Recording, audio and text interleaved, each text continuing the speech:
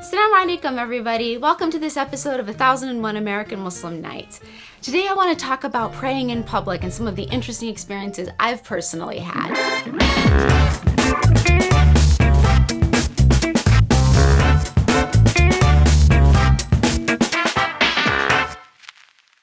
So I am a graduate student, which means I sometimes teach to pay for school, which means I work all morning, and I do research on people who are school-age children, so I stay after school really late at night and sometimes my whole weekend. This means I am often on campus during Dhuhr, Maghrib, and Asr. I have missed so many prayers in my house, which means I've had to be really creative about what I do and where I pray at school. My best bet so far has pretty much been stairwells. If I can find an empty stairwell, I'm golden. Luckily, people are really lazy and love to use the elevator, so this doesn't get in the way too much. So I have had only one bad experience praying in the stairwell, and this is during a semester when I was teaching to pay for classes. I had a student come up while I was in the fourth rak'ah and so close to done, who was like, Ms. Wakad? Ms. Wakad? Ms. Wakad? What? Why aren't you answering me? Oh my God, are you mad at me? Ms. Wakad? Ms. Wakad? Now keep in mind, I teach freshmen, and a lot of these freshmen, are very, very, very new at being adults and really need a hug. And so the whole time I was thinking, should I stop my salah and say something to her because I'm clearly not really focusing anymore, or should I just power through and do my best to focus and finish?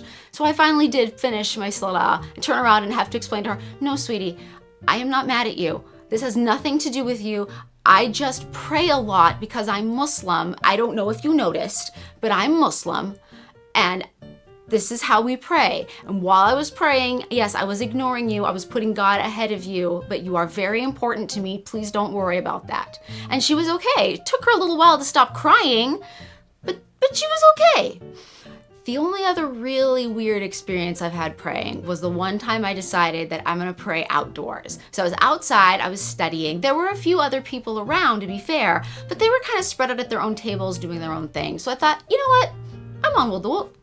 Why not? Why not just pray right here? I have a little travel sajjada, it's like a little fold-up scarf. I just took it, laid it out on the ground, and did my salah. And when I turned around, there were two women standing behind me, both of them with their arms like this.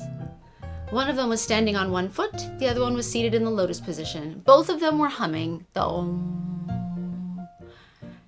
So I was like, oh, did you think I was doing yoga? Are we just doing spontaneous yoga in the yard?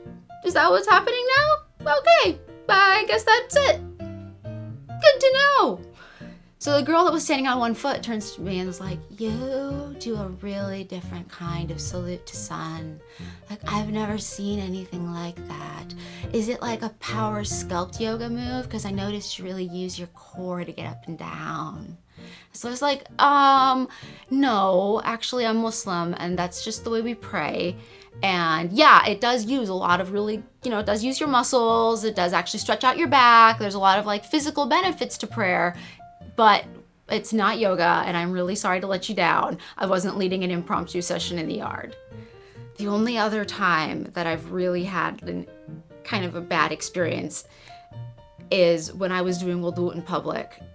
So we have a preschool in my department because I work in a hearing and speech sciences department. So we have a preschool for kids with language delays. And that entire preschool walked into the bathroom while my shoes were off and I had my foot in the sink. Immediately, 3 kids sat on the ground and tried to take their shoes off. And all the teachers that were there supervising were like, no, we're here for a potty break. Put your shoes back on. And these are kids with language delays, so they didn't really have the ability to explain, but that lady has her shoes removed and has put her foot in the sink. I too would like to put my foot into that sink. That looks quite amusing. They said they were like,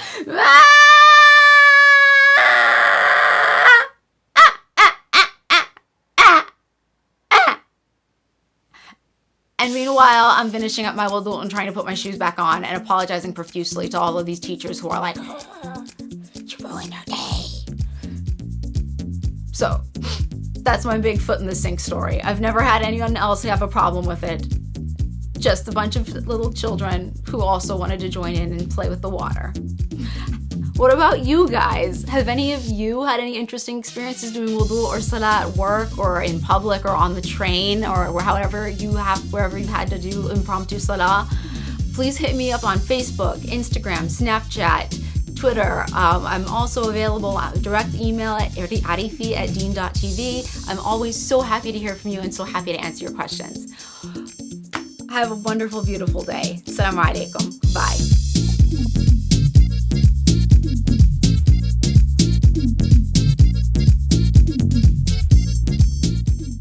This Deen TV video was brought to you in part by Penny Appeal USA, Small Change, Big Difference, by Islamic Relief, Working Together for a Better World, and by Guidance Residential, the #1 Islamic home financer in the U.S.